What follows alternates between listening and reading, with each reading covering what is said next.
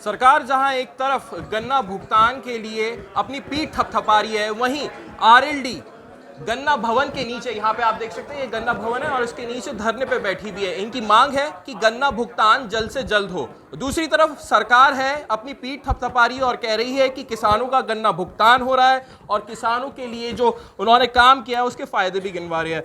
सबसे पहले यहां से बात करना शुरू करते हैं, आरएलडी के जिलाध्यक्ष हैं।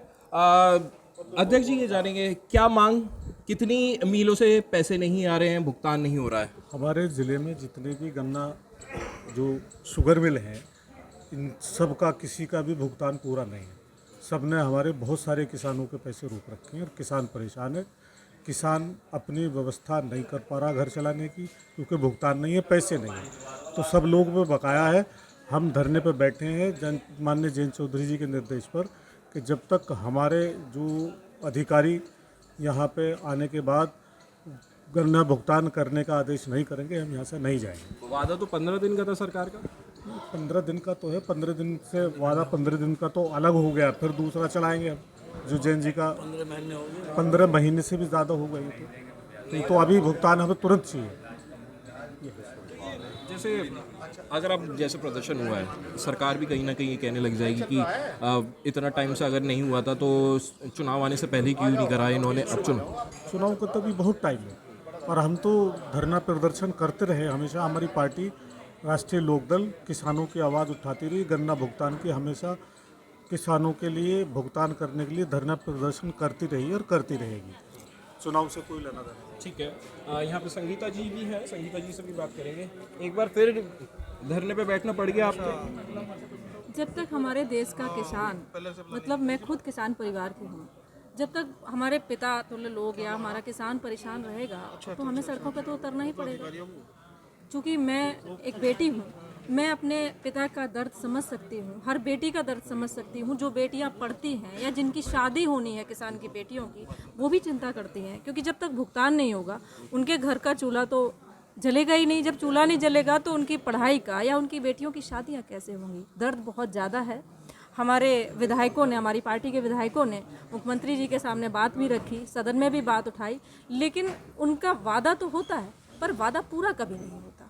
इसलिए जब तक भुगतान नहीं होगा तब तक हम अपने माननीय राष्ट्रीय अध्यक्ष जी के आदेश पर सड़कों पर यूं ही उतरते रहेंगे और ज़रूरत पड़ी तो दिन रात बैठेंगे। अच्छा, तो विधायकों ने मुख्यमंत्री के सामने आवाज़ उठाई थी, वो चर्चा का विषय भी रहा। मैं थोड़ा सा बैठ जाता हूँ, उसके बाद आराम से बात करता हूँ। तो वो चर्चा का विषय रहा था, ये कहा गया था जयंत जी कहीं एनडीए में शामिल ना हो रहे हो 24 से पहले, ऐसा तो दिख नहीं रहा। फिर मैं बता रही हूँ आपको, जब भाजपा के पास कोई बात नहीं होती है तो वो सिर्फ जोड़ते हैं। अगर कोई मुख्यमंत्री है तो हम अपनी बात उसी से रखेंगे। हमारे विधायकों ने उनसे बात रखी, क्योंकि सदन में भी ये बात, इस पर चर्चा हुई, काफ़ी चर्चा हुई, बात उठाई कि गन्ने के भुगतान को लेकर हमारे कई विधायकों ने बात उठाई। शामली हो, मेरठ हो या बुढ़ाने के हों, विधायक जी सभी ने बात उठाई। जब उस पर कोई बात नहीं हुई तो फिर मुख्यमंत्री जी से मुलाकात हुई, उसको भाजपा दूसरा रूप दे रही है। लेकिन सच आपके सामने है कि भाजपा में हम कहीं से कहीं नहीं जा रहे हैं। जब कोई चर्चा का विषय इनके पास नहीं होता है, बात करने को नहीं होती है, तो ये हमें राष्ट्रीय लोकदल को उसके साथ जोड़ देते हैं। अब आप अभी 2 दिन पहले आप मीडिया की बात ले लीजिए, क्या जोड़ा गया है कि भाजपा के बहुत सारे कुछ विधायक राष्ट्रीय लोकदल में शामिल हो रहे हैं।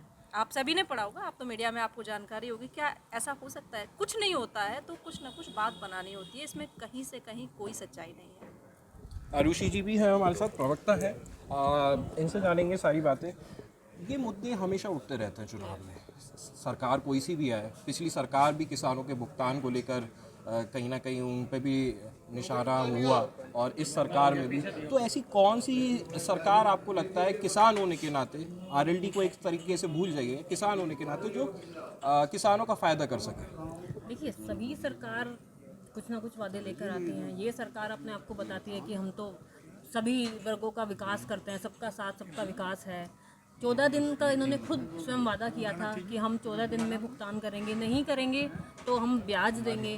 तो आज हम सभी लोग वो वादा इनको याद दिलाने आए हैं कि जो वादा आपने किया था वोट लेने के लिए, आज उसको पूरा कीजिए। आज गन्ना किसान इतना ज़्यादा परेशान है, उसका पिछला पेमेंट नहीं हुआ है, अगली फसल खड़ी है, उसको लेबर के पैसे देने हैं, दवाई में जो दवाई डलती है ईख में उसके पैसे देने हैं, ईख की खुदाई होनी है, ईख की बंधाई होनी होती है, फिर बाद में छुलता भी है, वो सब कहाँ से लेकर आए? लेबर इतनी महंगी हो रही, कॉस्ट आप उतनी कम दे रहे हो, आप कॉस्ट नहीं बढ़ा रहे हो, ऊपर से पिछला पेमेंट भी नहीं दे रहे हो। किसान को ये नहीं पता होता कि इस साल की जो वो फसल लेगा आएगा उसका क्या रेट मिलेगा। क्या धरना प्रदर्शन एक यही हल है? बिल्कुल, और क्या करें बताइए, किसान कहाँ जाएगा? किसान की तो कोई आवाज़ ही नहीं है। माननीय जयंत चौधरी जी एकमात्र किरण है किसानों के लिए, जो वो एक होप है किसानों के लिए, जो लगातार राज्यसभा में और हमारे विधायक जितने भी हैं वो सब विधानसभा में आवाज़ उठा रहे हैं। और बताइए किसान की बात कौन कर रहा है? कौन सी पार्टी किसान की बात कर रहा है? विधायक की बात आई तो हमारे साथ गुलाम मोहम्मद साहब हैं, सिवाल खास से विधायक है। हालांकि समाजवादी पार्टी में थे, सिंबल आरएलडी का तो चुनाव लड़ा था। नहीं, ये लोकदल वाले अब हो गए हैं, अब हो गए हैं ये मत बिल्कुल, क्या करो, अब हो गए हैं, अब आरएलडी हो गए कंफ्यूजन मत करो। 9 विधायक है, नवरत्न है जयंत चौधरी जी के, तो 8 मिलने गए थे मुख्यमंत्री जी से। क्या बात हुई थी? आप उसमें शामिल नहीं थे, हालांकि वजह बता दीजिए और क्या बात वहाँ पे हुई थी वो। हाँ, मैं बता रहा हूँ। देखिए, जिस दिन हम लोगों की मुलाकात वहाँ होनी थी, बाय चांस उसी दिन और उसी समय एक बिल पास किया है, एक विधेयक पास करने जा रहे थे जो हमारे शिक्षा चयन आयोग का बिल पास करने जा रहे थे, और उस आयोग के ज़रिए से ये प्राइमरी, माध्यमिक और उच्च शिक्षा, इन तीनों शिक्षा जो विभाग हैं हमारे, तीनों के लिए एक आयोग उन्होंने बनाया, जो आयोग अलग अलग होकर के भी हमारे शिक्षकों को, कर्मचारियों को यहाँ अपॉइंट नहीं कर पा रहे हैं, वो एक आयोग बनाकर कैसे कर सकते हैं। दूसरी बात उसमें ये ख़ास थी, जिसको मैंने ज़्यादा एम्फेसाइज़ किया, मैं उस पर बोला कि माइनॉरिटी इंस्टीट्यूशंस को इन्होंने बिल्कुल महरूम कर दिया। उनके जो राइट्स टू अपॉइंटमेंट के थे वो इन्होंने ख़त्म कर दिए, जबकि संविधान के आर्टिकल 30 में ये पूरी तरह से आज़ादी दी गई है कि अल्पसंख्यक समाज के लोग, चाहे वो भाषाई अल्पसंख्यक हों और चाहे रिलीजियस धार्मिक अल्पसंख्यक हों, उन सबको ये अधिकार होगा कि अपने विद्यालय, अपनी संस्थाएं खड़ी करें, कायम करें और उनको अपने तरीके से चलाएं। उनको ये आज़ादी है। लेकिन ये गवर्नमेंट, उसमें मुझे बोलना था और मैं बोला, काफ़ी देर तक बोला, तो इत्तेफाक ये था कि उसी वक्त में माननीय मुख्यमंत्री जी से मिलने का समय था, तो मैंने उनसे कह दिया था कि आप लोग चले जाइए। उन्होंने मुझसे पूछा, वहीं रहे तब तक 5 मिनट पहले तक, तो भाई मैं उसमें रहा, मैंने वो क्वेश्चन उठाया था, बोला था, और हमारे बाकी 8 साथी माननीय मुख्यमंत्री जी से मिलकर के आए, तो इस गन्ने की समस्या पे ख़ास तौर से बात की। काफ़ी दिलचस्पी भी ली मुख्यमंत्री जी ने, लेकिन अभी कोई सॉल्यूशन सामने नहीं आया। इस गन्ने की समस्या को हमने हाउस में भी उठाया, बड़े ज़ोरदार अंदाज में उठाया, हमारे पर्सन भी बोले, हम सब लोग। और लेकिन सरकार दावा कर रही है कि किसानों की आय डबल हो चुकी है, गन्ना भुगतान समय पे हो रहा है, ऐसा नहीं है क्या? अब इसका एक वक्तव्य आया माननीय गन्ना मंत्री का, उन्होंने बताया कि 87% हमने पेमेंट कर दिया है।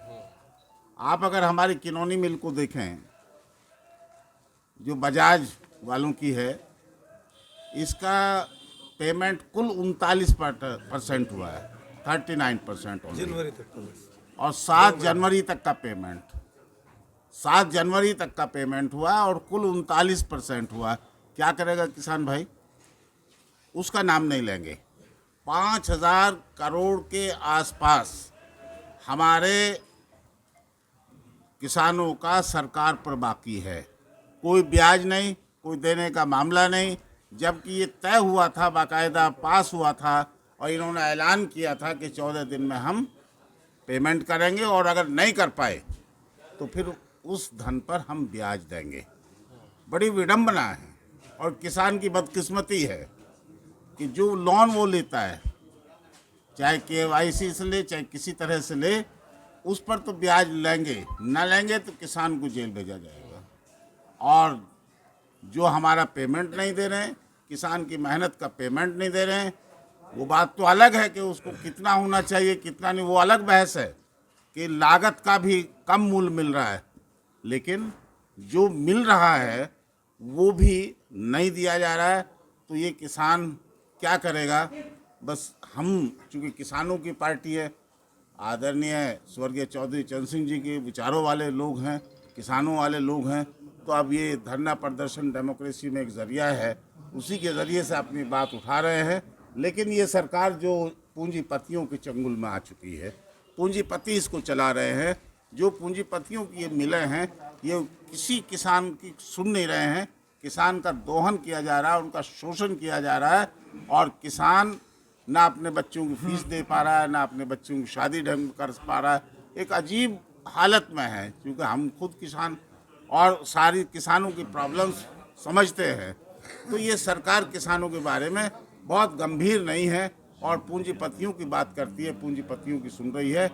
हम मांग करते हैं कि 14 दिन के बाद अगर आप पेमेंट ना कर पा सके तो किसान को ब्याज मिलना चाहिए, और जो अब तक का पेमेंट है तत्काल होना चाहिए, और जो नहीं कर पा रही उन मिलों पर कुछ न जुर्माना करें, उनको जेल भेजें, उनके जिम्मेदारान को कोई ना कोई सख्त फैसला यहाँ की सरकारें लें। हमारी ये मांग है, और इसी के साथ मैं समझता हूँ मेरी बात ठीक है। राजेंद्र जी हैं, पूर्व में विधायक रह चुके हैं, कांग्रेस में भी रह चुके हैं और राजनीतिक ज्ञान भी काफ़ी है।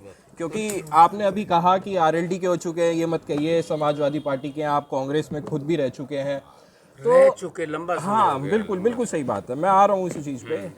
इंडिया और एनडीए आमने सामने है। जैन जी अभी तक इंडिया की तरफ है, जहाँ तक मैं समझता हूँ, कई अटकलें आई हैं, तो कांग्रेस में क्या अच्छाई है? नहीं, आप जैन जी की बात कर रहे हैं ना। नहीं, आप कांग्रेस जैन का तो जी- बता सकते हैं फिर भी। जैन जी इंडिया के साथ हैं, इंडिया के साथ रहेंगे। उनके विचार, उनकी सोच सदैव जो है प्रगतिशील रही है, और ये एनडीए प्रगतिशील और विकास का सिंबल है, इसलिए कोई प्रश्न दूसरा खड़ा ही नहीं होता। मेरे ख्याल से, मेरे को जहाँ तक ध्यान है, मेरी नॉलेज में, अगर मैं माफ़ी चाहूँगा अगर गलत बोल दूँ, मैं 1968 में चौधरी साहब ने, बड़े चौधरी साहब ने, चौधरी चरण सिंह जी ने, मैं आप ही की बात करने आया हूँ जी, करके ही जाऊँगा अपने हिसाब से। 67 में, हाँ, तो कांग्रेस को छोड़ दिया था जन कांग्रेस बना। हाँ हाँ, ये छोड़ दिया था। उसके बाद से कभी मेरे ख्याल से दोबारा गठबंधन नहीं हुआ था, और फिर वो मंत्री भी बने थे, और उसके बाद गठबंधन नहीं हुआ, मुख्यमंत्री बने दोबारा। हाँ, कांग्रेस से मुख्यमंत्री भी बने थे, और उसके बाद कांग्रेस के सपोर्ट प्रधानमंत्री से भी बने थे। मुख्यमंत्री दोबारा। और बताओ। तो क्या लगता है कि फिर से एक बार जैन जी ये इस उन्हीं के नक्शे कदम पे चल रहे हैं, और फिर कोई नक्शे कदम नहीं, लोकदल उनकी अपनी पार्टी है, देश के किसान को संगठित करने का उनका प्रयास है, और हम सबका भरोसा है कि वो इस प्रयास में सफल होंगे। गरीब, मजदूर, विद्यार्थी, नौजवान उनके साथ खड़ा है, और उनमें विश्वास है कि देश का नेतृत्व वो सफल नेता के रूप में करेंगे। चलिए, ज़्यादा समय नहीं लेंगे क्योंकि अभी ऐतराज़ भी आया है। तो ये थे राष्ट्रीय लोक दल के विधायक, कार्यकर्ता, नेता, प्रवक्ता सब यहाँ पे मौजूद हैं, और गन्ना भुगतान को लेकर ये अपनी समस्या रख रहे हैं, और चाहते हैं कि जल्द से जल्द गन्ना भुगतान हो। अगर गन्ना भुगतान नहीं होता है किसी कारण से, तो उनको मुआवजा देने का भी काम किया जाए। अनमोल शर्मा, उत्तर प्रदेश, मेरठ।